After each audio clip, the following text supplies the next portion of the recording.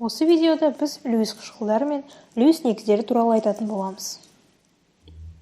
Льюис қышқылы деген электрон жұбының акцепторы, ал Льюис негізі электрон жұбының доноры болып табылады. Электрон жұбының акцепторының мысалы ретінде сутек, феррум 2+, алюминий 3+ сияқты оң зарядталған иондарды келтіруге болады. Льюис қышқылдары электрон жұптарын қабылдаса, Льюис негіздері керісінше электрон жұбының донорлары. Демек, кез келген теріс зарядталған иондар, мысалы хлорид, бромид иондары, олар Льюис негіздері болып табылады. Олар бере алатын электрон жұптарға толы. Льюис негіздің басқа мысалына тағы гидроксид пен йод иондарын және суды жатқызуға болады. Бірақ су Льюис қышқылы да бола алады. Демек, екеуіне де тән қасиеттерге ие. Ол электрон жұбын қабылдауы мүмкін, немесе электрон жұбын беруі мүмкін. Су амфотерлі қасиеттерге ие. Ол қышқыл сияқты да, негіз сияқты да реакцияға түсе алады. Мырыш хлориді, боран, яғни бора3, олар да Льюис қышқылдары. Олардың барлығы электрон жұптарын қабылдай алады.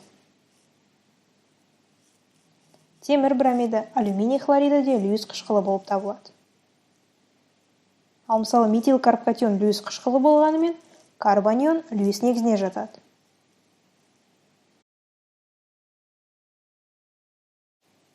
Аммиак тағы бір Льюис қышқылы. Және көріп тұрғандай, Льюис негіздері көбінесе нуклеофилдер. Демек, оларда электрон көп. Ал Льюис қышқылдары электрофилдер. Яғни, олар электронға тапшы. Енді Льюис қышқылдары мен Льюис негіздерінің қатысымен өтетін реакцияларды қарастырайық. Алдымен бор фториді мен аммиак арасындағы реакцияға қарайық. Аммиак Льюис негізі, ол электрон жұбын бере алады деген сөз. Ал бор фториді Льюис қышқылы. Бор атомы электрон жұбын қабылдай алады. Сондықтан ирек сызықтарды салғанда, олар ылғи Льюис негізінен Льюис қышқылы жағына бағыттаулары керек. Сонымен реакция өнімі осындай болады.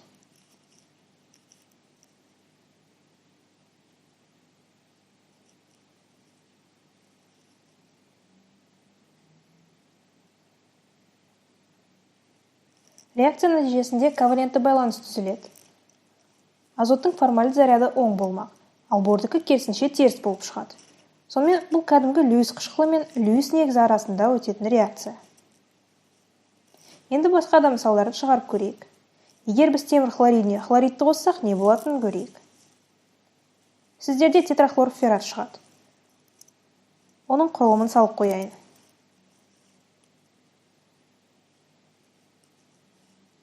Темір хлоридінің пішіні бор фторидтікіндей.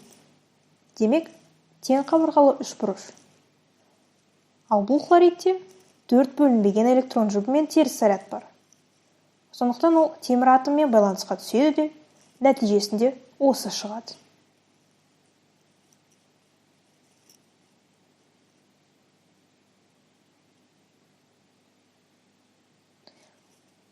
Енді темір атомның формальды заряды теріс.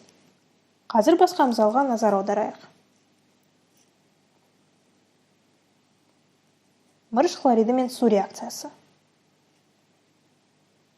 Осы реакцияның өнімдерін болжап көріңіздер.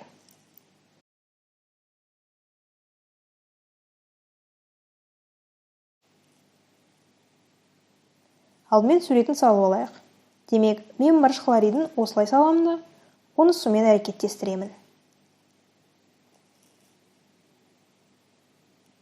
Оттектің 2 бөлінбеген электрон жұбы бар. Сондықтан оттек атомы мырыш атомына шабуыл жасайды да, мырыш атомның айналасы тең қабырғалы үшбұрыш пішінге ие болады.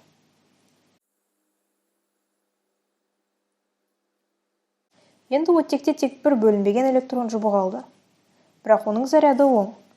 Мырыштың қазіргі формальды заряды теріс. Сондықтан бұл Льюис қышқылы мен негізі реакциясының өнімі осы болмақ.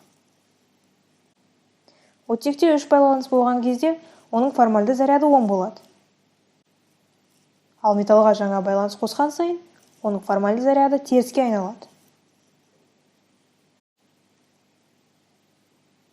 Осы мысалды жасап көріңіздер. Бұл реакция қайтымды және нәтижесінде тетрабромоалюминат ионы шығады.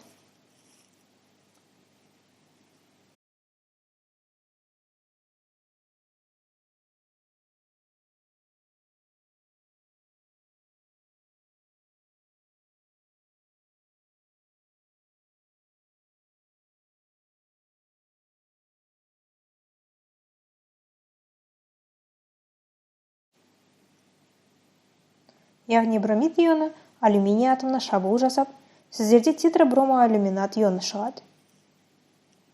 Оның молекулалық геометриясы тетраэдрлік пішінге ие. Ал алюминий атомының заряды ендігәрі теріс. Осымен бітті. Бұл Льюис қышқылы мен Льюис негізі арасындағы реакцияның негізі болып табылады. Назарларыңызға рахмет.